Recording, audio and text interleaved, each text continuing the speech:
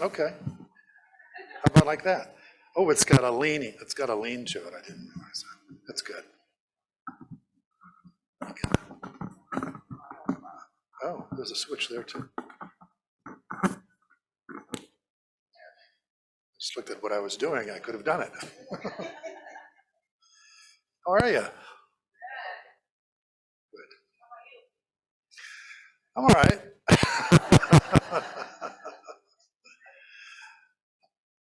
By an E response. Interesting times, yeah. I habit of writing a blog. I've been doing this for a number of years, and whether I'm in or out of it, I've kept it going. And when I resumed coming into ministry here, I was writing pieces for the church, a little teaser for my talk, and then also putting that on my blog. So this week, I had to come up with something, and I told you that I'm, feeling like I'm walking through a little bit of a spiritual desert, days, somewhat like the Egypt. I'm not yet in the promised land, So this wilderness experience is a call for authenticity for me. For some, people, it would maybe be a cause for depression. I see it as that I'm in a formation. I'm in another phase of this we could call a progressive realization of who and what we are. Enlightenment, we hear all this about enlightenment, happens in a moment. In other words, you can see who and what you truly are in a moment. You can have that flash, that glimpse, that insight. But realization, in other words, the full flowering of that awareness of who and what you are, moving through all of who you are, you're dealing with your past conditioning, how you were raised, the beliefs that you hold, the worldview that you have, and how that flowers and grows in relationships and in all the ways that you interact with others in the world, is a function of time. Well, there's no such thing as time, but but in concession to the notion that there is time, it takes time, and I think that in large part, coming into this role as which I took 2 years off, coming into this role now, it is calling me more to be honest with myself than effective in the outer expression. And for the longest time, I had a lot of nervousness about speaking because I was judging me for how you were seeing me. And I got over that over a period of time, but I realized that a lot of what was driving my talks was still a desire to be liked, approved, to be accepted, to be seen as someone who had something to say. And in that context, I knew that if I was doing that, that I was filling a deeper need in me, which we all have, and that's the need to contribute. Once we've sort of grown out of our, selfish, self-absorbed ego self, which hopefully most of us have done by now, then we realize that the real satisfaction of life comes when we, in the awareness of our connection with others, we offer something which is of value to others other than ourselves. Yes, and that feels right and genuine and true, and that hasn't changed. But what has changed for me is that I don't need to do this anymore to make that difference.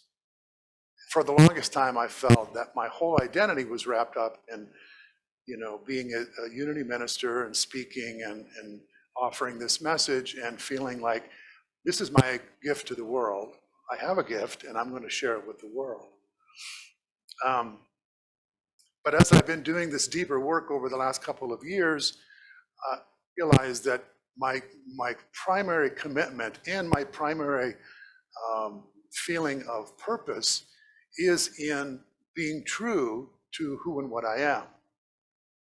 And being true to who and what I am in the context of someone who stands up and offers a message, there's a bit of a disconnect for me. And I know that you could argue that it shouldn't, but that's my experience. You can't argue with that. And so what I'm feeling like is I need to step away, and I've already told you that I'm going to be with you until the end of the month. It will be another crucible of experience for me to realize how it is to not be in this role again, which I did for a while. Donna knows something about this too. Donna, good to see you. Pat, good to see you back. Good to see many of you back. We have a good attendance today, so that's wonderful. So I'm doing all this because I don't have a message for you today. You tell? I've been told that there's a desire in this community, particularly for interactive sort of spiritual discussion and not just, a talking head giving a singular message, and you being in the listening mode. And so I am absolutely open for the next several weeks to make this more interactive. And I thought maybe beginning next week, since I didn't give you any notice, you might come with some questions on the quest of your spiritual life. Not questions about why is there inflation, but talk about the ups and downs of your spiritual life. And I think it could be instructive for all of us to hear, and also it sometimes evokes some really wonderful wisdom spontaneously and out of the momentary, the in the moment calling upon wisdom and truth, as opposed to a talk that's been written days or hours before. So if you're open to that, next week, bring a question or two. I've done this in other ministries, and it's been good, and it oftentimes sort of surprises me, the questions and then what comes through in terms of people's responses and what comes through me, which there's only one thing, or there's only one voice. But I do want to kick this off, and then maybe I will ask you for some feedback. So when I wrote the little blurb for this week, or what I thought I was going to be talking about, which didn't completely flower, so it's a bud. It was a bud. It was about a couple paragraphs. But then as I sat with it for a while, I was able to sort of flesh it out into a longer piece that I then posted on my blog yesterday. So let me read this to you, and then we'll see where we go. Okay? Good. Started with a quote from William Blake. If the doors of perception were cleansed, everything would appear to man as it is, infinite. For man has closed himself up till he sees all things through the narrow chinks of his cavern. Important piece there, of course, is if the doors of perception were cleansed, this is what we would say, true seeing as it is, not as we are, but as it is. You've heard it said that spiritual truth is paradoxical. This is why spiritual seeking is often frustrating, because in our normal way of seeking anything, we assume ourselves to be the subject that wants something, an object of our desire. This dualism, or subject-object, is based on the notion of what? The S word. Separation. It's based on a notion of separation. But the truth is non-dual, all one. without a second. Thus, no such separation exists, right? It is, as St. Francis has been quoted to say, the one you are looking for is the one that is looking. In other words, the one we've been looking for, i.e. God or our higher power, is the deepest one within us, does all the looking. It is the knower of all things, and that is the knowing. The culprit behind this optical delusion of consciousness is the human mind, which in its finiteness necessarily divides all seeing into discrete objects, while it holds itself apart as a separate subject of observation. This is dualism. It's the tendency that Jesus referred to as, quote, judging by appearances, and is responsible for the sense of separation that we experience. This sense gives rise to feelings of lack, vulnerability, and our fear of death. Until we clearly see this perceptual bias as the root of misperception that gives rise to all psychological suffering, any efforts to find spiritual refuge will be futile. Our refuge is closer than our breath, as Jesus said, as close as our neck vein, as it says in the Quran. It's called by many names: Christ mind, Buddha nature, our true nature.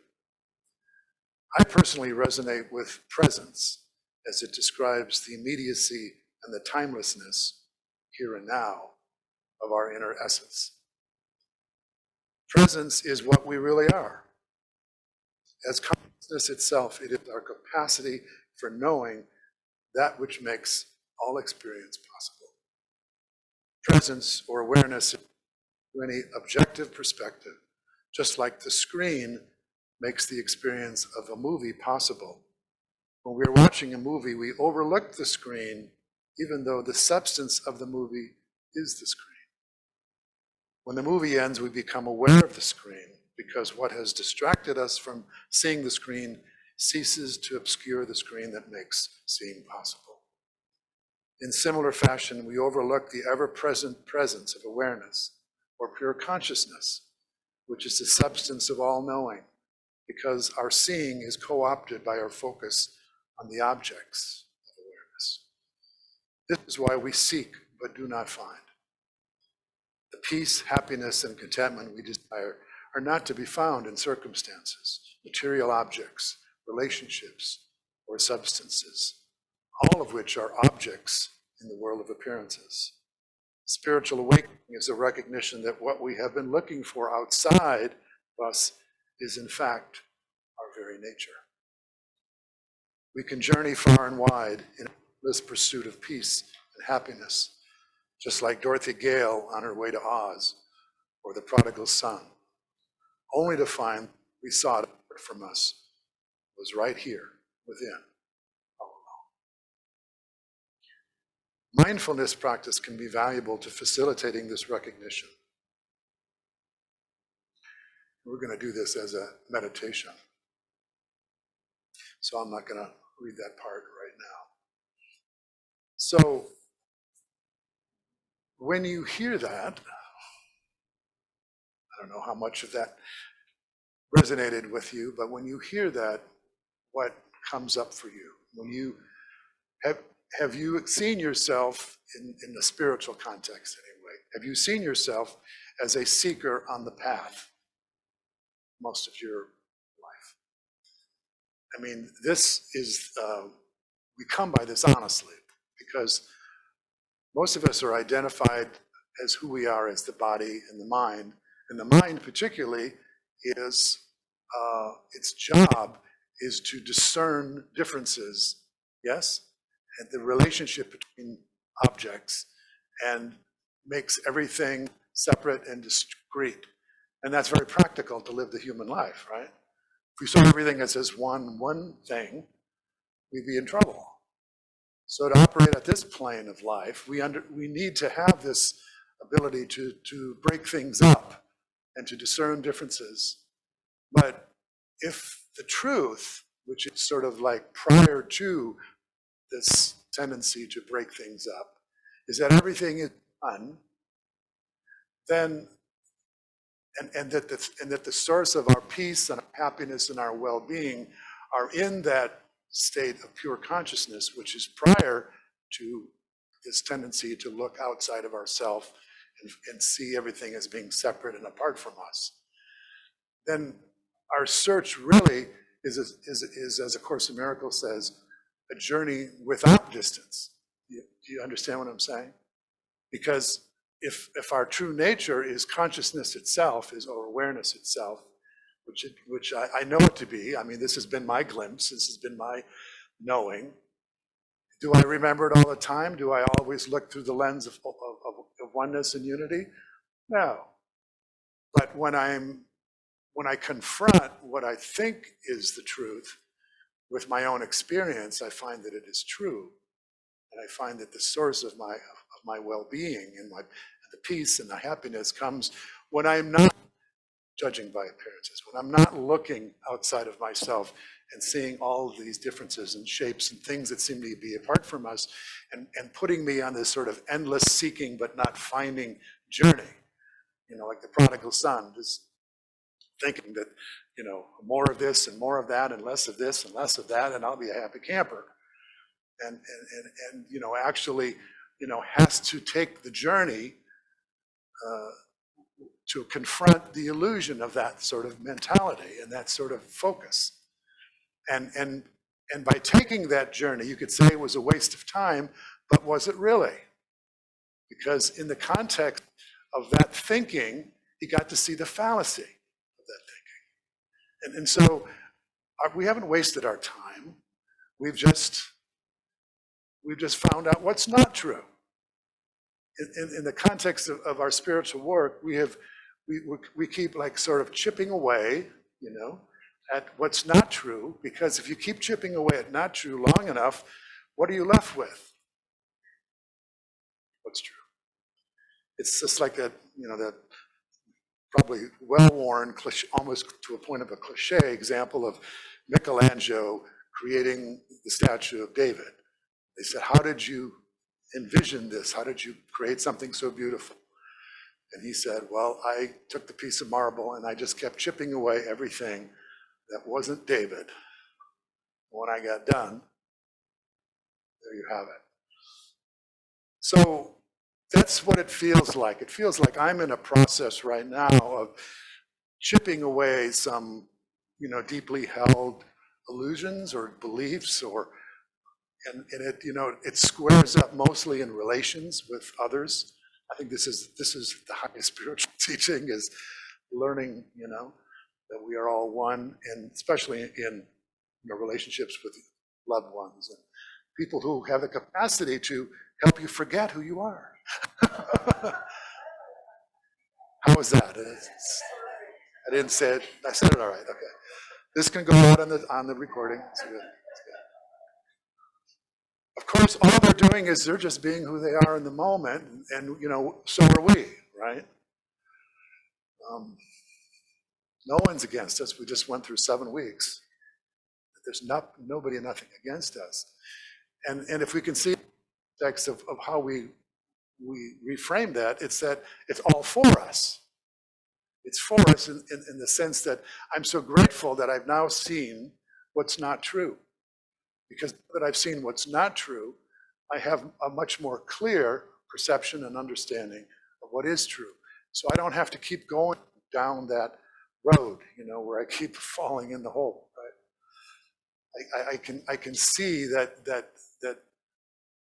even though I may do that a few more times, I'm not going to be fooled by it. I'm only going to be like, yeah, I did that again. And the more that we do that, the closer we are approximating the recognition of who and what we are. And it feels for me like this is best done privately. I don't mean there isn't room for you to share with someone who you trust, someone who can hear you and support you. But I don't feel all that comfortable doing this in the context of this, you know? And this is not obviously against any of you. You're all beautiful beings. It's just that I feel that my work, this inner work, is so important to me, and that it needs to be done authentically, without the little voice in the back of my head saying, "I wonder how this is being received. I wonder if they're hearing me." Because even if you are completely awake to your true nature, we still live in a world where we know that there is a consequence of our behavior and what we express and what we put out. And if you're really trying to stay path, you need to take away as many distractions as possible, the many things that would take you from why you're doing this. And there was a time in my life when I wouldn't even have the luxury of letting go of this job. And my financial planner tells me I still don't have a justification for doing this, but there are other ways of bringing in that green energy, and I hope to find them. But that's all I have to share with you, but I'm open to thoughts or suggestions and comments, and then we'll go into a meditation. Oh, you got it. Yeah. Oh, okay, Larry. I'm trying to interpret what you're saying, and I'm thinking about, was Carl Jung, or which Neo-Freudian said that there's an image that you have of yourself. There's an image that other people have, and then there is reality. And so what I'm asking is, where do we find that balance where we have to differentiate things and see the trees and the forest at the same time? Where do we find that balance where we still have our self, our assertive self, where we're not a homogeneous, amorphous thought, but that we have a self-identity, but yet we're still in union with, we're not separated, but we're in union with the truth. Yes. Good question. That's a really good question. It's very smart. Yeah, well, I think, and let me just say, because I feel like I'm still in the realization process, so I don't feel that I'm by any means have the full flowering of this understanding, but I think I have enough of it, and I've heard others answer this in a way that makes sense for me, and that's essentially even though you know the truth, and that this is something that you know within your own being, when you check your own experience, you don't experience yourself as separate. You experience yourself as just spacious, and that there is no border or defining point to your individuality. When you have that experience, then that also extends to everyone else, because whatever is reality doesn't stay within your mind. When you have that realization, it extends out. But that is part of the process of letting all those perceptions you've had in your life be now run through this sort of unfiltered filter, which basically takes away this feeling of separation and allows everyone and everything to have this sort of, it's all made of the same stuff. It's all made of consciousness, or it's all made of awareness or energy, or whatever sort of macro perspective you want to use. But when you're trying to function in this world, you concede to the appearances, even though you know that that's not the deepest truth. But to function in this world, you agree to let those things, the idea of separation, and that we all need to be mindful of each other's boundaries and barriers, and what's yours is not, and all of those functions to live civilly in a society of others. You can still have that as learned behavior, but it doesn't run into your deepest knowing of the truth. So it's almost like if somebody had a mental disability and they saw the world differently than you did, you could understand, if you had empathy, you could understand how they see the world that way, but you would know that it's not really that way. But when they're in their presence, you could make allowances for how they might be seeing the world differently. Something like that. I've been watching this, Denise and I have been watching this show on TV, The Good Doctor. Has anyone seen that? Oh, it's so good.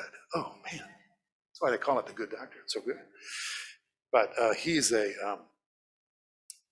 he has, what's the, autism. Yeah, autism. But he's also a savant. And he's absolutely brilliant diagnostician. He can see what's wrong with people almost, without an X-ray. But the people that work with him don't have that condition. But they're little by little, they're learning how he sees. And by seeing, by sort of looking through his eyes after, experience after experience of him sort of saying what he sees and how he perceives and what his limits are, they now can make allowances and they can learn to function harmoniously with him. But it's been challenging, as it is challenging, I think, when people have the wake experience and there's a lot of people just go, hey, I'm going to the cave, I can't live with you folks, just that idea of the sequestering and seclusion and monastic lifestyle and asceticism and all of that. But that's not what I am wanting to do. You'll still see me on the golf course, and I'll be out with grandkids, playing and throwing the football and all that. But yeah, so what else? Anything? Does that sort of answer your question? Yeah. Observing the observer. So I'm perplexed by this whole idea of being the observer. I know I'm like,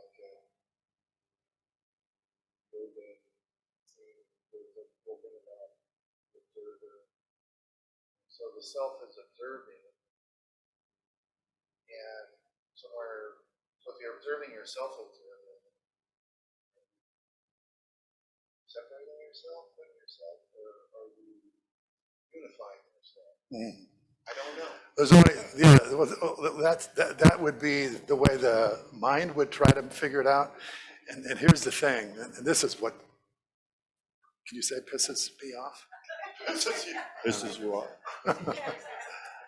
Ticks me off, yeah. Is that the mind is of no use to you in this realization, because the mind does break things up and divides and separates. It's its function. It's it's binary. You know what binary is, right? Dualistic binary, right? And we need a binary mind in this earth. So you can't do what you're doing, which is to try to make sense out of it. But what you can do, and this is what I think is the most effective, is just look at your own experience. And typically, our normal way of perceiving is when we say I, we think of ourselves as one who observes the world. Like there's a me, right? And that's me, that's here. And then there's the world, and there's others, right? But when we say I, what is I? I mean, that's really the question. Who am I, of course, is the existential question.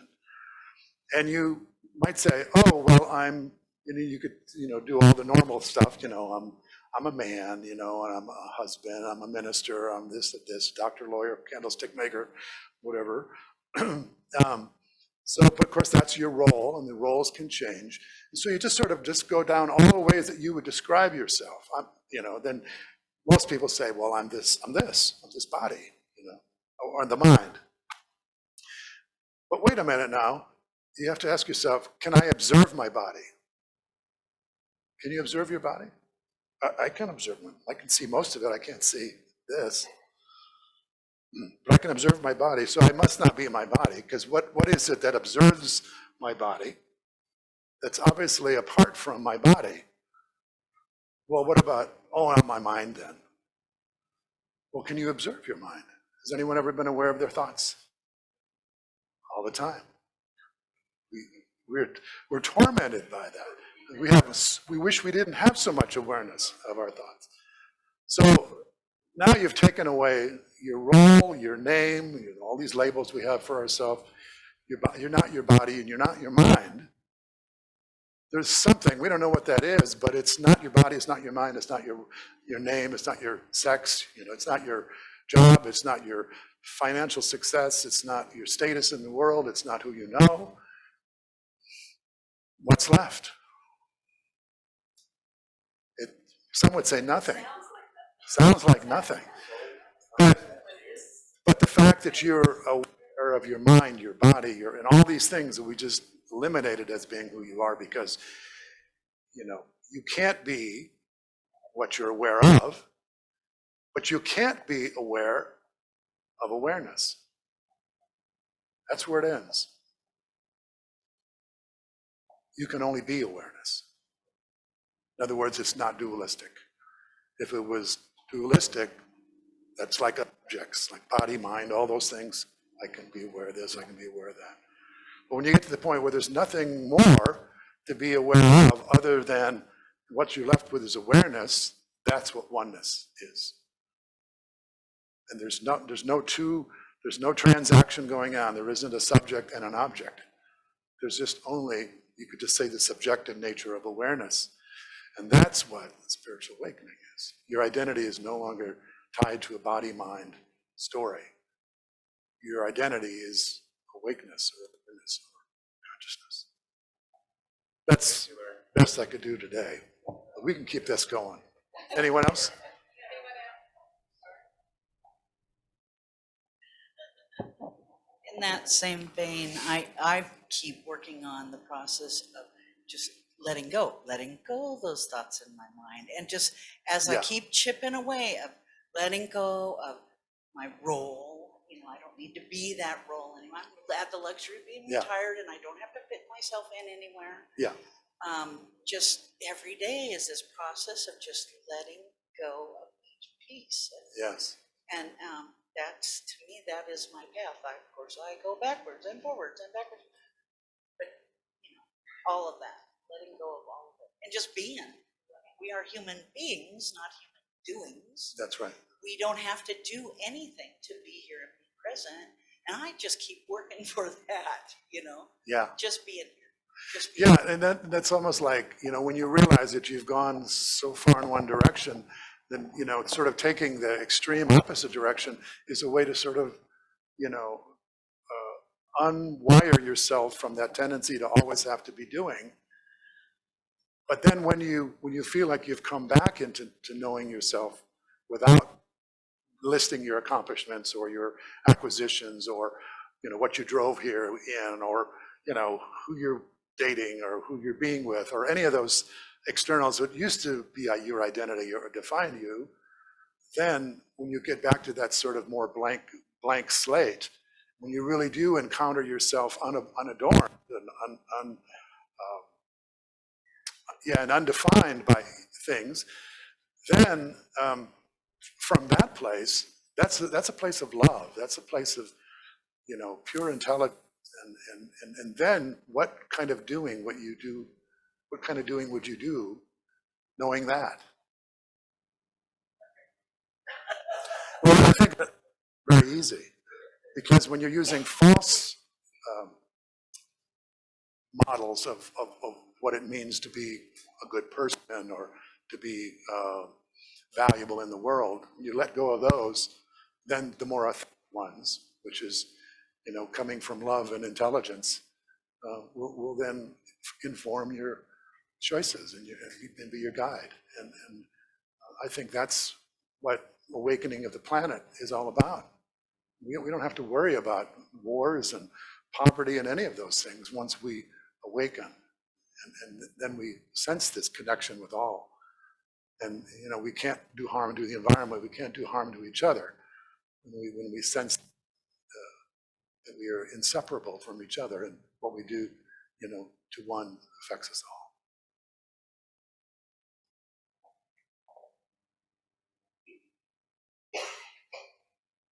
Okay. So let's just take a moment. Thank you, Shar.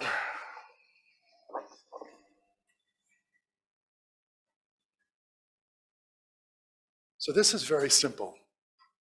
Don't complicate it.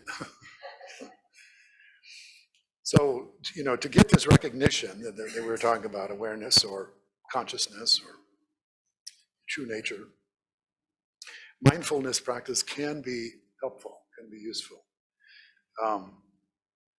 But you may have thought of mindfulness as becoming aware of your thoughts and your feelings, and that's okay, but we don't want to stop there. So could you put on the music? Oh, it's on. It's on. Okay, I didn't hear it. So let's just, first of all, let's take a few deep breaths. As we let it out, we just let our mind go.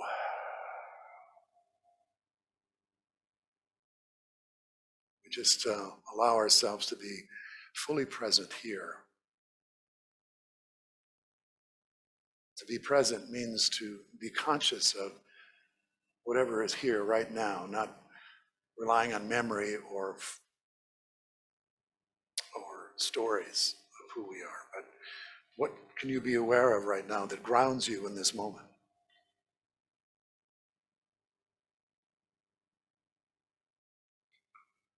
Feel the aliveness in your being, the energy moving through that lets you know that you are alive, that you exist.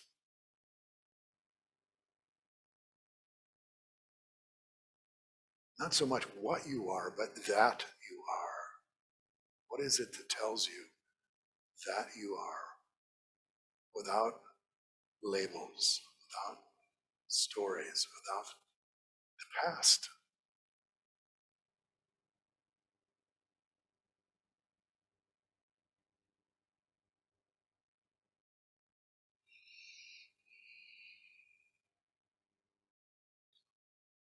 And you may notice as you make this effort to clear your mind that despite your intentions, thoughts may arise like, I wonder if I'm doing this right, or why are we doing this, or any such commentary, which is fine. It's just what the mind does. But rather than lingering on those thoughts or following them to any further contemplation, look at the notion that how is it that you're even aware of those thoughts or those feelings? What is it that makes it possible for you to experience the knowing of your thoughts?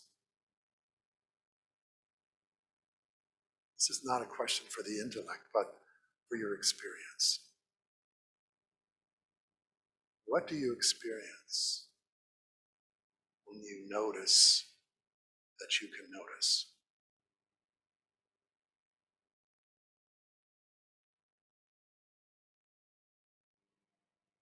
How is it that you can be conscious of being conscious?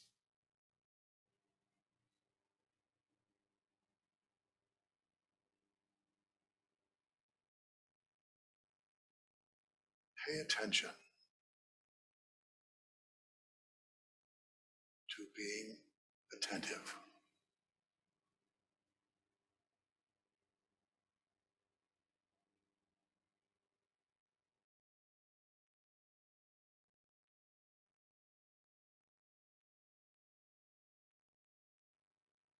This is what the mystics call your natural state, or your Buddha mind, or your Christ mind.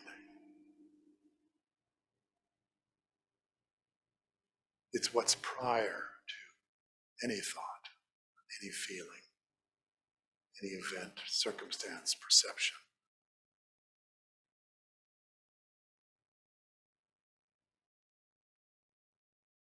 It's not affected by time or space.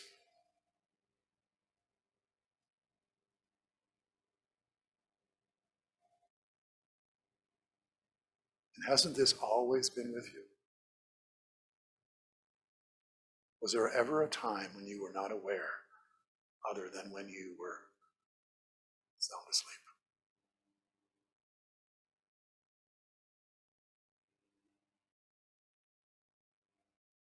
When you woke up? we're aware again.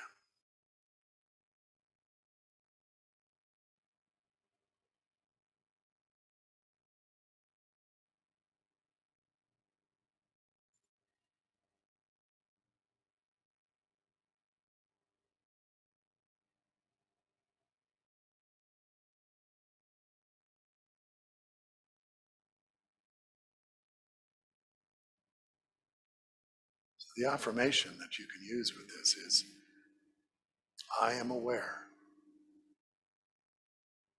that I am aware. And this is a guide and a prompt to your natural awareness, consciousness that is at the core of you, that is the real you.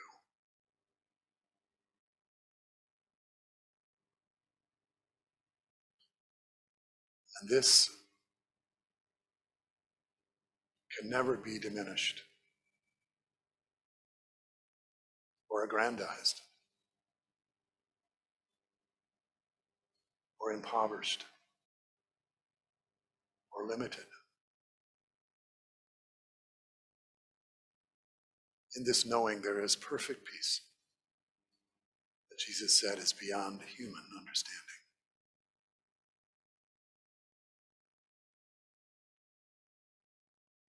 It's closer than breath. What is closer than breath? That you know. That's not an object, but it is absolutely certain in your experience.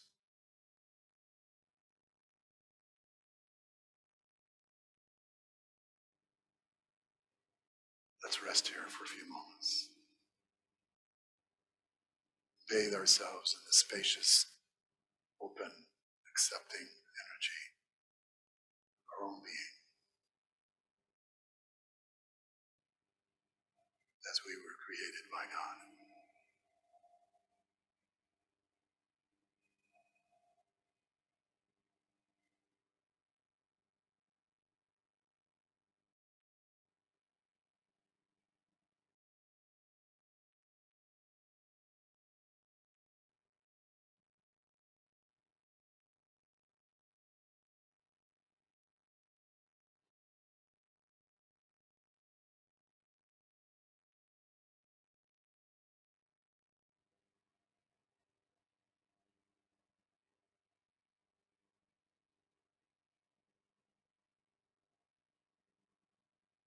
So gradually now we come back to this time and space, aware of all those gathered around us.